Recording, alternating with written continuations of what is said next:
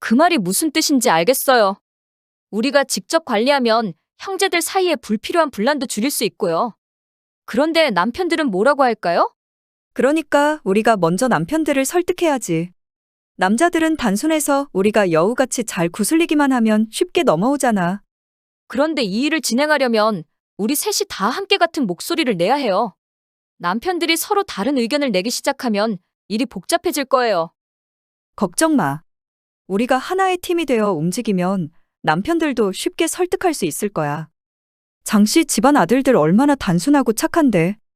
좋아요. 형님 말대로 하죠. 우리 셋이 힘을 합쳐서 이번 일을 처리합시다. 동의해요. 남편들이 반대할지도 모르지만 우리가 강하게 밀어붙이면 결국 설득될 거예요. 안녕하세요. 80 중반을 바라보고 있는 대구에 살고 있는 김연자라고 합니다. 몇 년 전 못된 며느리들에게 당했던 억울하고 분했던 제 사연을 들려드리려고 하는데요. 제 사연 들어보기 전 희극 인생 구독과 좋아요, 알림 설정 부탁드립니다. 저는 1940년대 말 전쟁의 상흔이 채 가시지 않은 대한민국의 작은 시골 마을에서 태어났습니다. 제 부모님은 가난한 소작농이었고 형제자매가 많았기에 집안 형편은 항상 어려웠죠. 저는 어린 시절부터 동생들을 돌보며 농사일을 도왔고 제대로 된 공부는 꿈도 꿀 수 없는 환경이었어요. 어머니는 종종 밥이 모자라니 동생들 먹을 것부터 챙기자꾸나. 라고 말하며 작은 보리밥 한 그릇을 나누어 주곤 했습니다. 어느덧 제 나이 19살이 되던 해 이웃 마을의 한 남자와 선을 보게 되었죠. 그 남자는 키는 크고 성실해 보였지만 집안 형편은 우리 집보다 더 나빴습니다. 그 남자의 부모는 지병을 앓고 있었고 집의 농토라고는 작은 밭 몇 평이 전부였죠. 저는 결혼이 현실적인 선택임을 알았지만 마음 한편으로는 지금 이 가난이 끝이 아닐지도 모른다는 불안감이 있었습니다. 하지만 부모님의 강한 권유와 여자 나이가 찼으니 시집가야 한다는 사회적 분위기 속에서 결국 더 가난한 남편을 만나서 결혼을 결심하게 되었죠. 결혼식은 간소하게 진행되었습니다. 당시 결혼식은 별다른 예식장이 없어서 마을 회관에서 했고 시댁에 가져갈 혼수도 거의 없었습니다. 저는 단출한 보자기에 반찬 몇 가지와 손수 만든 이불 한 채를 싸서 시댁으로 들어갔습니다. 시댁에 도착한 첫날 저는 시어머니로부터 우리 집에는 먹고 살 돈 한 푼도 없으니 네가 밥벌이를 해야 한다. 라는 말을 듣게 되었어요. 남편은 착한 사람이었지만 병약하여 노동을 많이 할 수 없었습니다.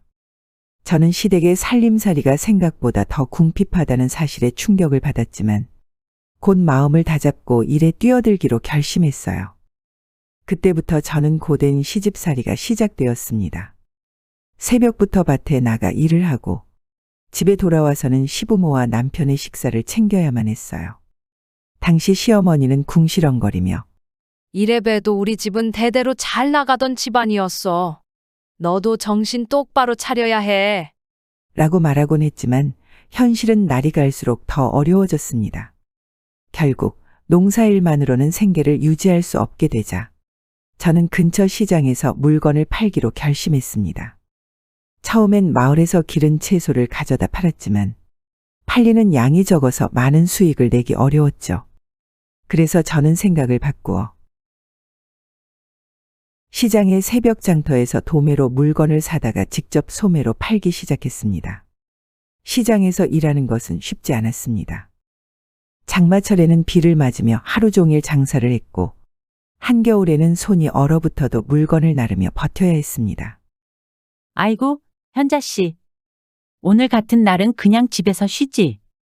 이 비바람에 무슨 장사를 한다고 나왔어?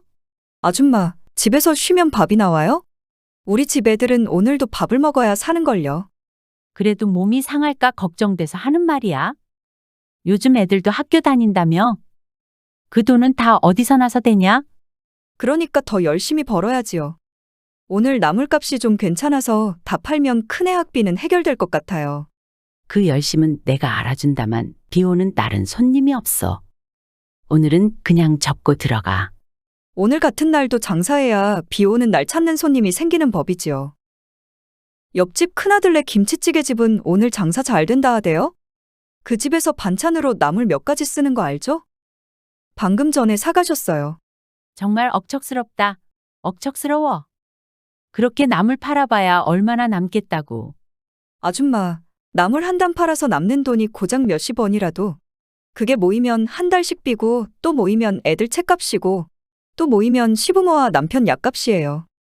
이 비 맞는 것도 하루 이틀이지 사는 건 평생이니까. 현자 씨 말 듣고 있자니 내가 부끄럽네. 난 오늘 그냥 문 닫고 들어갈까 했거든. 아줌마, 내가 일하는 모습 보고 손님이 다 배워요. 저 여자는 비가 와도 자리를 지키는구나 하고 기억하겠죠. 그러면 다음에 시장 올 때는 우리 가게 먼저 찾아와요. 처음에는 사람들이 손가락질하며 저 여자 시집살이 못 이겨서 나와서 일하나 봐. 라고 수군거렸지만 저는 그 사람들의 말에 전혀 개의치 않았습니다. 오히려 내 가족을 먹여 살리기 위해서라면 뭐든 해야지 라는 생각으로 눈물을 삼키며 일을 계속했습니다. 그렇게 열심히 하니 드디어 사람들이 인정을 해주더군요. 저는 시장에서 차츰 신뢰를 쌓아갔어요. 김현잔의 물건은 좋다. 믿고 살 수 있는 가게라는 평판이 생기기 시작했죠. 특히 사람들의 마음을 얻은 것은 제 정직함과 성실함이었다고 자부할 수 있답니다.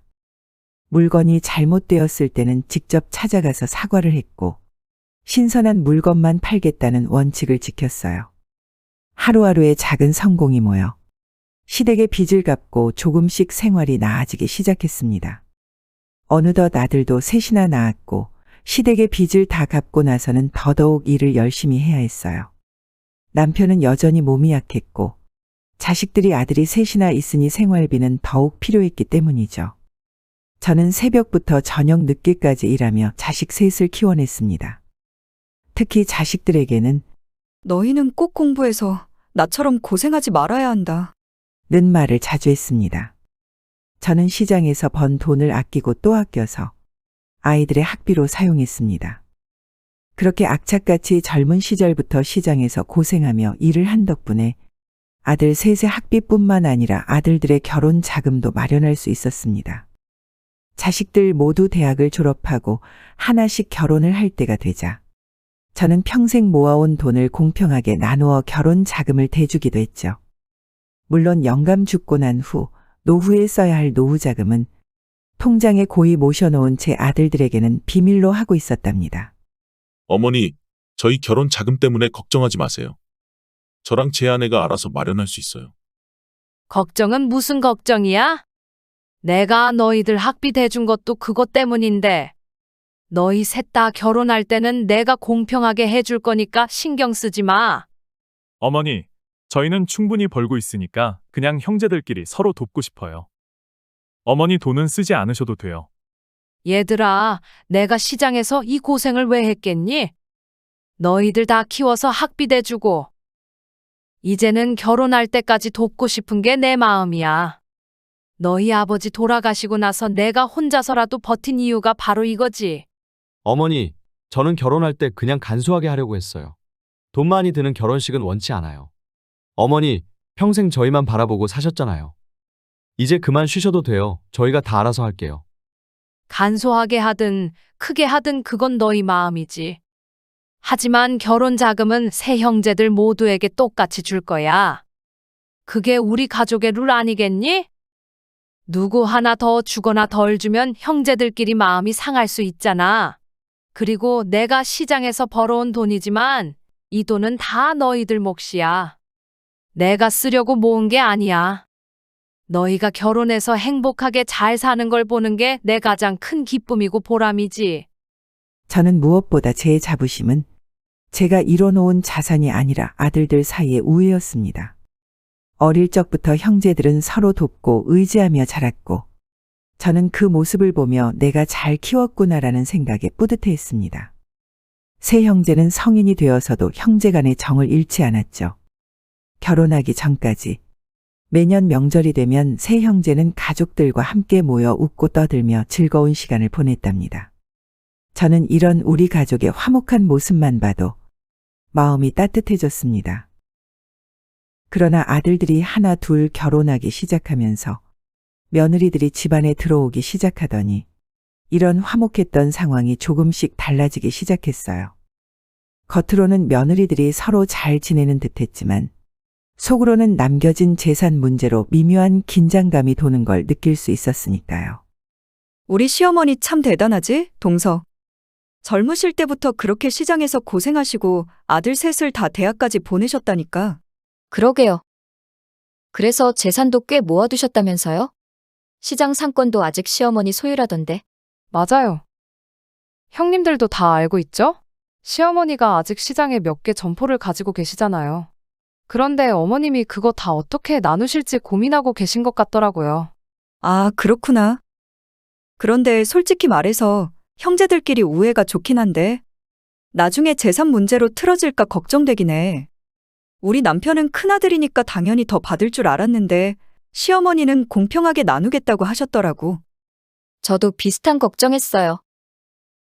어머니는 늘 공평함을 강조하시잖아요. 그런데 재산 문제는 다르죠. 공평하게 나누면 저희도 좋지만 그게 꼭 형제들한테 좋은 일은 아닐 수도 있어요. 맞아요. 그래서 요즘 우리 남편이 조금 예민해졌어요. 다들 모일 때마다 괜히 재산 얘기가 나올까 불안해하는 눈치예요. 저희 남편은 특히 막내라서 그런가 괜히 형들 눈치만 보고. 우리끼리 이렇게 얘기하는 것도 참 조심스러운데 그냥 솔직히 말하자면 나중에 우리끼리도 사이가 나빠질까 봐 걱정이에요. 처음에는 며느리들의 이런 대화가 오고 간 사실을 알지 못했습니다. 그러나 저는 미묘하게 변화한 아들들의 태도에서 조금씩 느끼고 있었죠. 예전에는 매번 모일 때마다 웃음이 끊이지 않았던 형제들이 요즘에는 어딘가 서먹한 기운이 돌았습니다. 마치 며느리들이 뒤에서 조종하는 듯한 기분이 들었어요. 계속 이런 찝찝한 기분이 든 어느 날 저는 장남 영수를 조용히 불러 물었습니다. 영수야, 요즘 형제들끼리 무슨 일 있는 거 아니냐? 아니에요, 어머니. 그런 일 없어요. 내가 너희 새 키우면서 한 번도 누구 편들지 않았지? 공평하게 하려고 노력했어. 그런데 요즘 너희들 얼굴 보면 그게 잘못된 건가 싶기도 하다. 아니에요, 어머니. 우리가 더 잘할게요. 어머니는 걱정하지 마세요. 그날 밤 저는 잠자리에 누워 생각에 잠겼습니다. 평생을 자식들을 위해 헌신했지만 이제는 그 자식들 사이에 금이 가는 듯한 기분이 들었습니다. 내가 잘못한 걸까? 아니면 이게 다 자연스러운 건가? 저는 자꾸만 밤마다 이렇게 혼자 중얼거리게 됐답니다. 자꾸만 무슨 일이 없다고 했지만 걱정되는 마음의 추석 때 며느리들이 함께 모여 차를 마시고 있을 때 저도 조용히 거실로 갔습니다. 얘들아, 다들 차 마시고 있었구나. 나도 같이 앉아도 되겠니? 그럼요, 어머니. 이리 앉으세요. 따뜻한 차 한 잔 드릴게요. 요즘 너희 시동생들 뭐 좀 이상하지 않니? 예전 같지가 않아 보여서 말이야. 어머니, 그런 말씀은 왜 하세요? 저희 남편들 사이 정말 좋은데요? 맞아요, 어머니. 형제들끼리 우애가 얼마나 좋은데요. 지난번에 우리 남편이 큰형님 집에 놀러 가서 하루 자고 오기도 했어요. 그래? 그런데 내 눈에는 왠지 어색해 보이더라. 명절에는 빠지지 않고 자주 모였는데 이번에는 다들 바쁘다고만 하고. 혹시 너희들끼리 무슨 얘기 오갔니? 아, 아니요, 어머니. 저희끼리 그런 얘기는 전혀 없었어요. 그냥 다들 요즘 일이 바빠서 그럴 거예요. 신경 쓰실 일 아니에요. 그렇다면 다행이지. 그런데 내가 이렇게 물어보는 이유는 형제들 사이에 괜히 틈이 생기면 안 되니까. 나는 새 아들들 우애 하나 믿고 평생을 살았는데 요즘은 왜 이렇게 마음이 불안한지 모르겠어. 어머니, 걱정 마세요. 우리 남편들 사이엔 아무 일도 없어요. 그저 요즘 일이 많아서 자주 못 보는 것뿐이에요. 그리고 형제들 사이에선 돈이나 재산 문제로 다툴 일이 절대 없어요. 다 어머니가 잘 키우셔서 그렇죠. 맞아요, 어머니. 저희끼리도 얘기하지만 남편들 사이에는 예전처럼 아무 문제 없어요. 그저 바쁜 시기일 뿐이에요. 그래. 그럼 됐다. 너희들 말대로라면 내가 괜한 걱정을 했나 보구나. 어머니, 저희 남편들끼리 농담으로 서로를 놀리면서도 결국에는 서로 아껴요. 그런 형제들 사이에 무슨 틈이 있겠어요? 네, 어머니. 저도 동서들과 종종 연락하며 잘 지내고 있어요. 어머니가 걱정하실 필요 없어요. 그렇게 저는 평소대로 매일 아침 일찍 일어나 시장으로 나가 물건을 정리하고 사람들과 웃으며 인사하며 손님들을 맞이하려고 노력했어요. 하지만 자꾸만 자식들 관계에 고민이 깊어져서 이런저런 실수를 하게 됐어요. 현자 씨, 오늘 새로 들어온 무 봤어? 값도 싸고 질도 좋더라. 우리도 좀 가져다 팔면 좋을 텐데. 어? 뭐라고 했어, 박 씨? 무 말이야, 무. 새로 들어온 거. 어디 아파? 평소랑 다르게 정신이 없네. 아, 그래? 미안해. 요즘 잠을 잘 못 자서 그런가 봐. 내가 좀 정신이 없네. 그날 오후에도 저는 물건 값을 계산하는 중에 실수를 하기 시작했습니다. 평소 같으면 한 번에 정확하게 계산하던 물건 값도 잘못 계산하고 손님에게 잘못된 거스름돈을 주기도 했죠. 옆에서 지켜보던 상인들이 다시 한 번 물었습니다. 현자 씨, 정말 괜찮아? 무슨 일 있는 거 아니야? 이런 실수는 처음 보는 것 같아서. 괜찮아, 괜찮아. 내가 그냥 잠깐 정신이 팔렸나 봐. 고맙네, 박 씨. 저는 대수롭지 않게 넘기려 했지만 마음 한편에서는 제 스스로도 이상하다는 생각이 들었습니다. 머릿속이 맑지 않고 어딘가 흐릿한 느낌이 계속됐죠. 며칠 뒤 겨울이 깊어지면서 시장의 길은 얼어붙어 미끄러웠습니다. 저는 평소처럼 가게 앞을 정리하려고 빗자루를 들고 나갔습니다. 하지만 이날은 다르다는 것을 느꼈습니다. 발밑이 불안정하고 정신이 흐려져 걸음걸이가 평소 같지 않았습니다. 그러다 갑자기 제 발이 미끄러지면서 뒤로 넘어졌습니다. 쾅! 소리와 함께 저는 그대로 바닥에 주저앉았습니다. 꼬리뼈에 심한 통증이 밀려왔고 움직일 수가 없었습니다. 주변에 있던 상인들이 놀라서 달려왔습니다. 현자 씨, 괜찮아? 어디 많이 다쳤어? 이거 큰일이네. 누가 119 좀 불러? 괜찮아. 내가 좀 일어날게. 그냥 잠깐 미끄러졌을 뿐이야. 하지만 저는 고통스러워하며 일어날 수 없었습니다. 동료 상인들은 저를 부축해 일으키려 했지만 꼬리뼈 쪽 통증이 너무 심해 결국 구급차를 불러야 했습니다. 구급차를 타고 병원에 도착한 뒤 엑스레이 검사까지 마쳤습니다. 그 뒤 의사와 진료실에서 대화를 나누게 되었습니다. 의사는 결과를 보며 심각한 표정으로 저에게 설명하기 시작했어요. 할머니, 검사 결과가 나왔습니다. 꼬리뼈가 골절되셨습니다. 이 경우 최소한 몇 주간 침상 안정이 필요합니다. 특히 연세가 있으셔서 빠른 회복을 위해 입원 치료를 받으시는 것이 좋습니다. 아이고, 의사 선생님. 입원이라니요?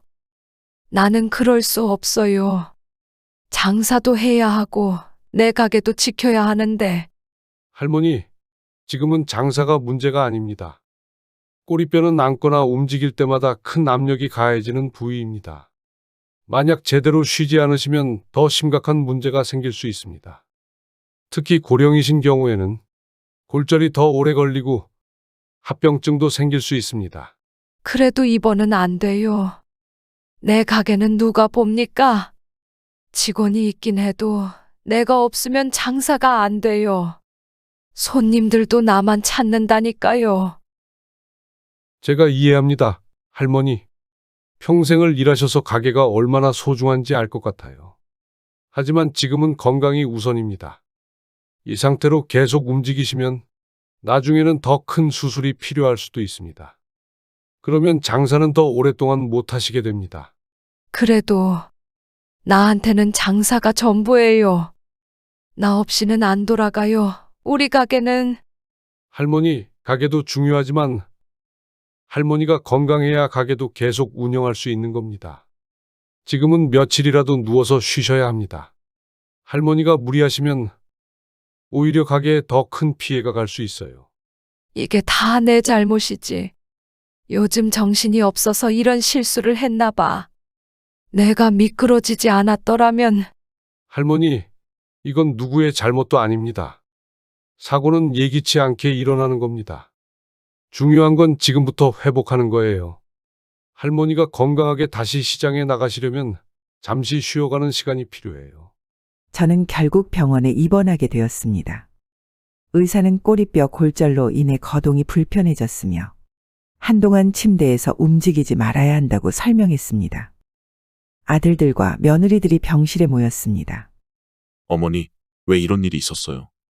왜 미끄러운 데서 조심하지 않으셨어요? 내가 괜한 걱정을 하다가 그랬나 봐. 요즘 계속 신경이 쓰이는 일이 많아서 정신이 없었어. 어머니, 무슨 걱정이 그렇게 많으세요? 저희 다 잘 살고 있는데 왜 그러세요? 글쎄, 너희들 사이에 뭔가 이상한 기운이 도는 것 같아서 내가 괜한 걱정인가 싶기도 하고. 어머니, 그런 생각하지 마세요. 형제들 사이엔 아무 문제 없어요. 요즘 일 때문에 다들 예민해서 그럴 뿐이에요. 동서들도 다들 어머니 걱정 안 시키려고 조심하고 있어요. 어머니, 이제 시장 일도 그만하시고 그냥 저희 곁에서 편히 쉬세요. 이제 저희가 어머니를 모실 차례예요. 저는 결국 평생을 일궈온 가게를 나가지 못하고 병원에서의 생활을 시작했습니다. 아들들과 며느리들은 제 병간호를 번갈아가며 했습니다. 겉으로 보기에는 모두 잘 지내는 듯했지만 저는 여전히 마음이 불안했습니다.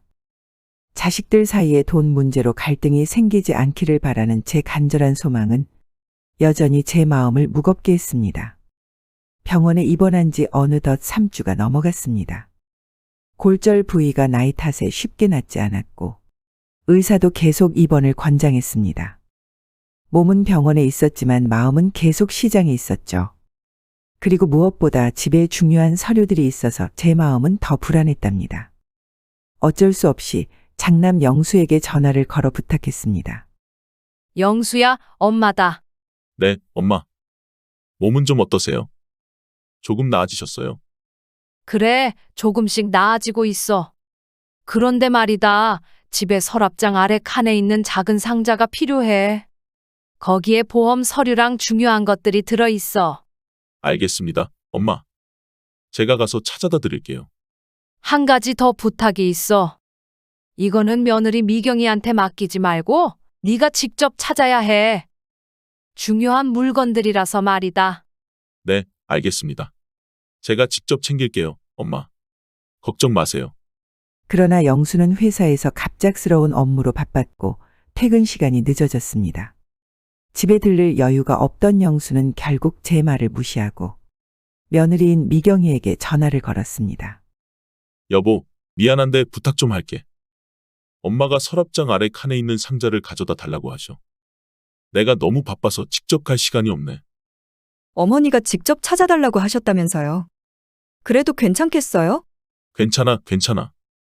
엄마한테는 내가 챙겼다고 말할게. 여보가 가서 찾아주면 돼. 알겠어요. 그럼 제가 집에 들러서 바로 챙길게요. 미경이는 저희 집에 도착해 곧장 방 안으로 들어갔습니다. 큰며느리 미경이는 서랍장 아래 칸을 열고 제가 말한 작은 상자를 쉽게 찾았습니다. 상자에는 보험 서류와 기타 서류들이 들어있었습니다. 서류를 챙긴 후 돌아서려는 순간 미경이의 눈에 제가 늘 소중하게 여겼던 금고함이 눈에 들어왔습니다. 바로 이것 때문에 제가 며느라기가 가지 않았으면 하는 마음이었던 거죠. 큰며느리인 미경이는 잠시 망설였지만 결국 금고함을 열어보았습니다. 바보같이 비밀번호를 먼저 세상 떠난 영감 생일로 했으니 며느라기는 이것저것 시도해보다가 쉽게 열 수 있었겠죠. 그 안에는 여러 개의 통장과 중요한 도장들이 들어있었습니다. 통장들을 펼쳐본 미경이는 제 통장의 잔액이 수천만 원에서 억 단위에 이르렀다는 것을 알게 된 거죠. 이게 뭐지? 이런 돈이? 어머니가 이렇게 많은 돈을 숨겨두고 계셨던 거야? 미경이는 한동안 통장들을 바라보며 생각에 잠겼습니다. 우리 아들에게 이 사실을 알려야 할지 아니면 그냥 넘어가야 할지 복잡한 감정이 밀려왔겠죠. 그리고 이 못된 며느라기는 못된 마음을 품고 이 사실을 우리 큰아들 영수에게 알리지 않았습니다. 그 다음 날 영수는 서류를 들고 저를 찾아왔습니다. 영수가 직접 와서 그때까지 저는 며느라기가 제 집에 가서 가져왔을 거라고는 상상도 못했죠. 영수야, 네가 직접 온 거니? 네, 엄마. 저예요. 서랍장에서 말씀하신 작은 상자 찾아서 가져왔어요. 그래, 네가 직접 가져왔다고? 내가 분명히 네가 가져오라고 했으니까 직접 갔겠지. 그나저나 바쁜 거 아니었니? 아니에요, 엄마. 바쁘긴 했지만 엄마가 중요한 서류라고 하셔서 직접 챙겨왔어요. 오랜만에 집에도 들를 겸 다녀왔습니다. 그래? 네가 직접 서랍 열고 상자 찾았다고. 그 안에 뭐가 들어 있었는지 기억나니? 네, 기억나요. 보험 서류 몇 장이랑 공책에 적힌 메모들이 있었어요. 저도 다 확인했습니다. 저는 잠시 말을 멈추고 영수의 얼굴을 바라보았습니다. 평소 꼼꼼한 성격의 영수였지만 오늘은 무언가 찜찜한 느낌이 들었습니다. 그래, 그렇다면 다행이구나. 그런데 내 방에 있는 금고함은 안 건드렸지? 금고함이요? 그걸 제가 왜 건드려요, 엄마? 엄마가 중요하게 생각하는 건데 건들지 말아야죠. 그래, 알았다. 네가 직접 가져왔다니 다행이구나. 그렇게 저는 아들이 직접 서류를 가져다 줬다고 착각하고 있을 때 영수는 며느리에게 고마움을 표현하고 있었답니다. 여보, 요즘 많이 피곤할 텐데 정말 고마워. 엄마를 이렇게 신경 써줘서. 괜찮아요. 어머니가 빨리 회복하셔야 우리도 마음이 편하죠. 그렇지. 그런데 엄마가 나한테 묻더라. 내가 정말 직접 서랍을 열고 서류를 가져왔는지. 어머니가요? 뭐라고 했어요? 내가 직접 가져왔다고 했지. 엄마도 그 말에 안심하시더라고. 여보, 아무튼 정말 고마워. 내가 신경 못 써서 미안한 마음이 컸는데 당신이 대신 다 해줘서. 우리가 서로 돕는 거죠. 어머니께는 그게 중요하니까요.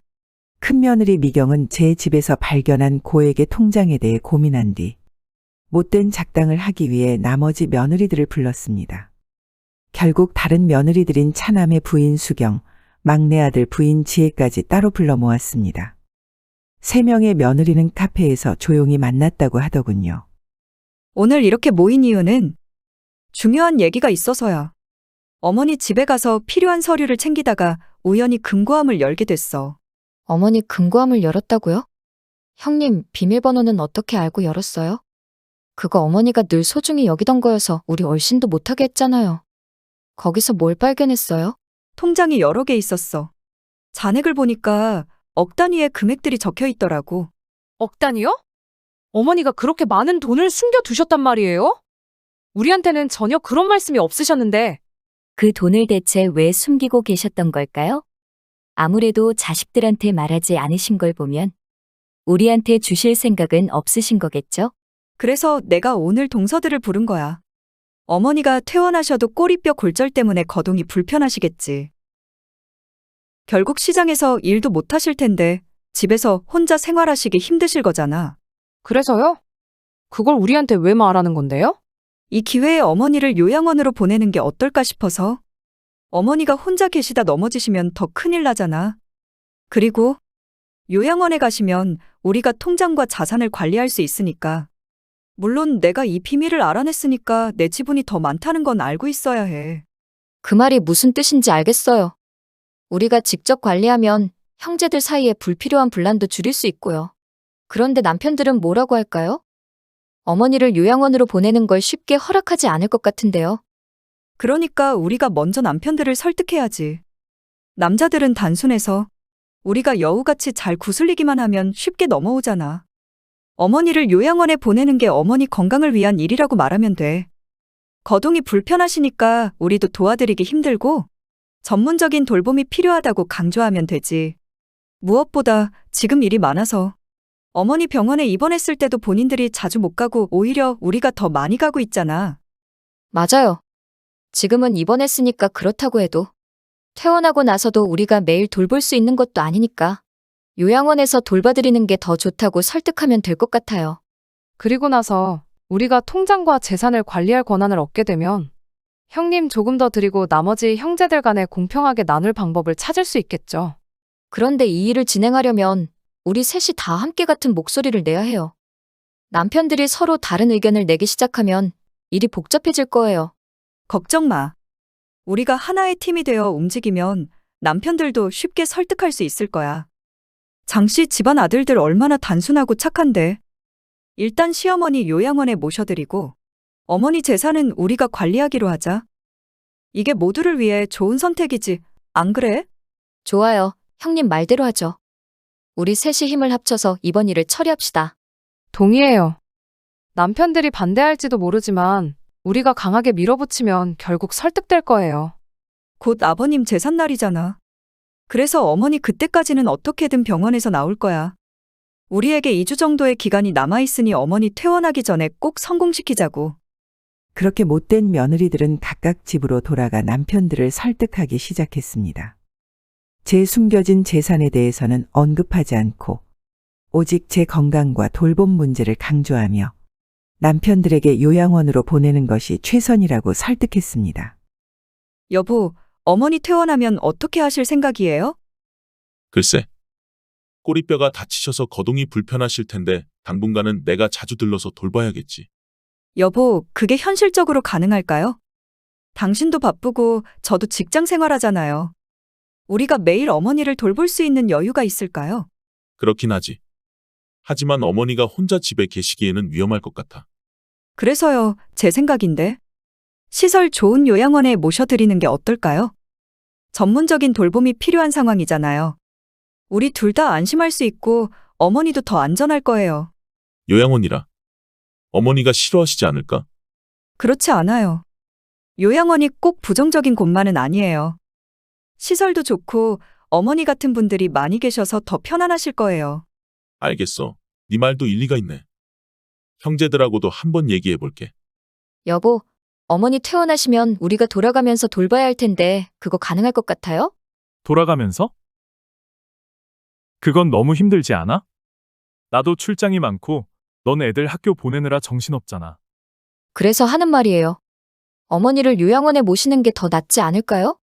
요즘 요양원은 시설도 좋고 전문가들이 돌봐주니까 우리도 마음이 편할 거예요. 요양원. 생각해 본 적 없는데. 다른 형제들은 뭐라고 할까? 형님이랑도 얘기했는데 다들 비슷하게 생각하고 있어요. 아주버님도 긍정적으로 생각했다고 하더라고요.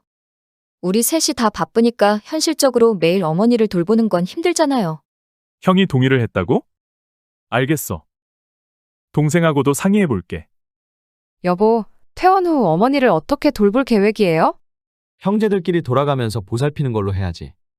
어머니가 요양원 같은 곳에 가고 싶어 하시진 않을 거야.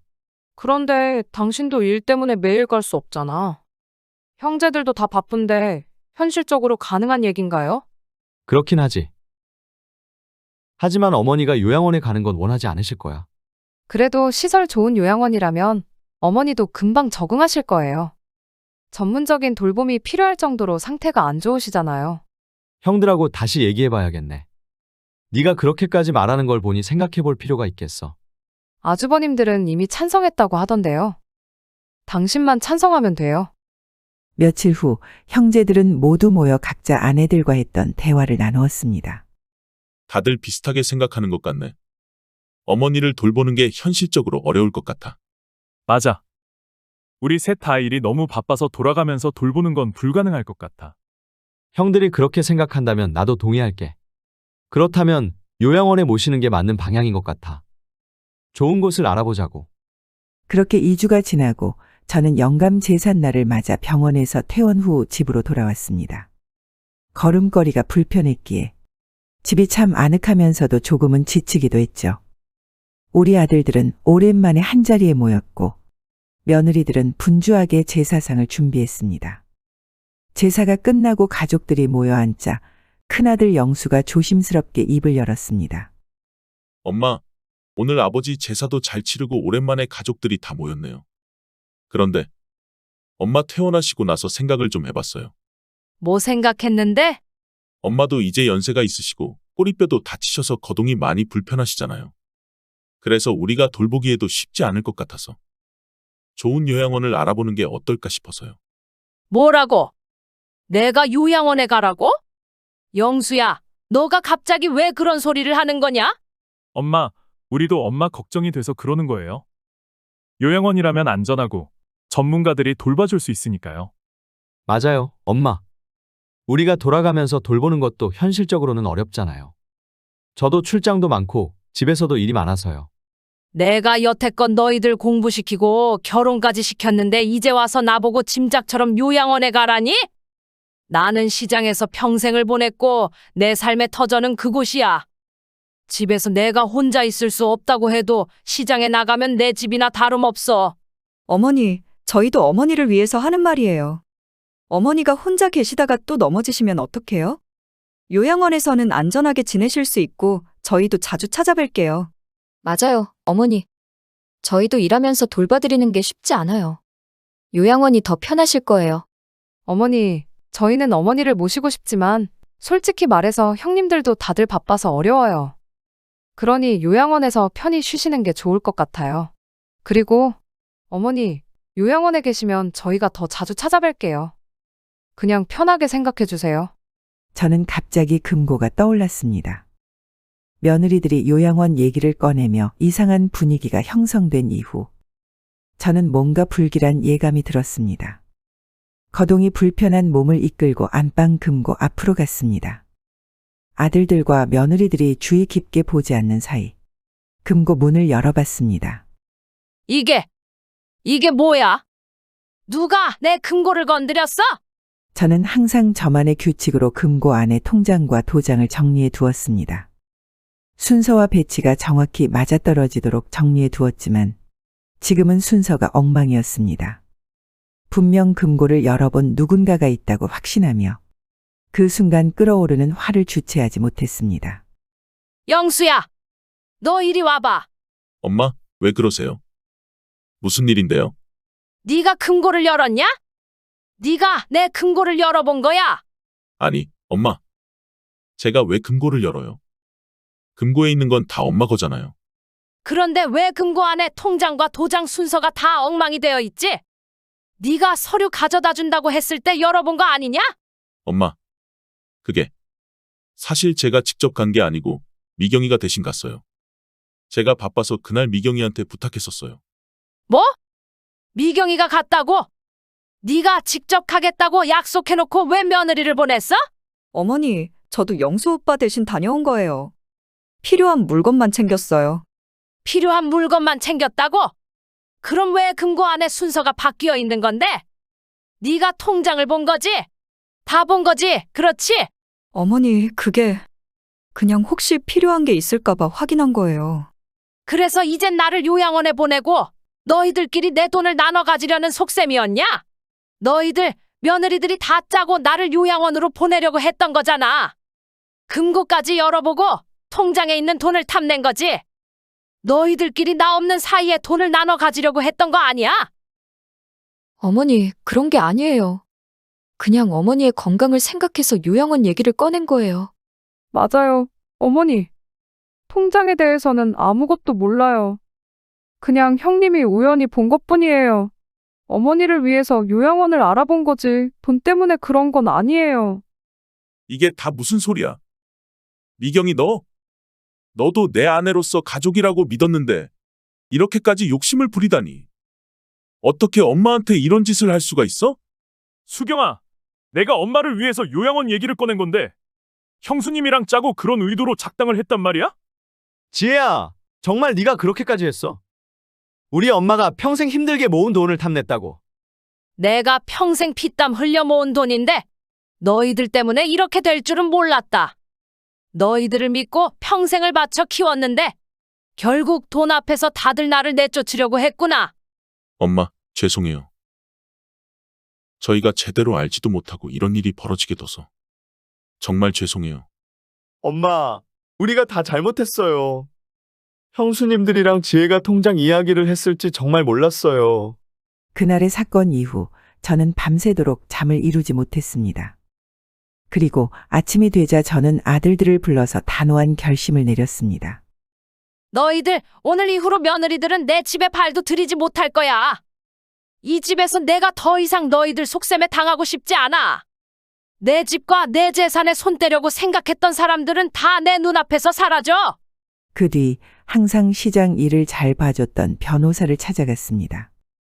할머니, 요양원으로 보내려는 이야기를 듣고 이렇게 결단을 내리시는 건 이해합니다. 어떤 계획을 세우셨나요? 내 재산이 며느리들 손에 들어가는 일은 절대 없을 거야. 변호사님, 내 건강을 핑계로 아들들도 또 다시 요양원에 보내려는 시도가 있을 때는 바로 이 서류를 공개해 주세요.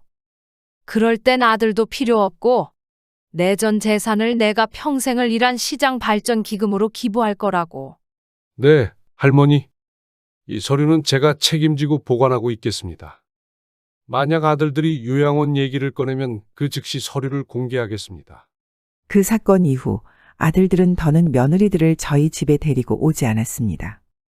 그리고 이 일을 만든 장본인인 큰 며느리에게 화를 삭히지 못한 우리 아들 장남 영수는 결국 이혼을 택했더군요.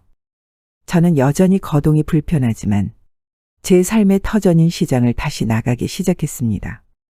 평생을 바쳐 일했던 시장이야말로 제 진정한 가족이었고 제가 가장 편안함을 느끼는 곳이기 때문이죠. 앞으로 몇 년이나 제가 더 살지 모르지만 남은 생애 동안 이곳에서 사람들과 함께 웃고 울며 평온한 나날을 보내기로 했습니다. 제 사연 끝까지 들어주셔서 감사합니다. 위로의 댓글 한마디 부탁드립니다.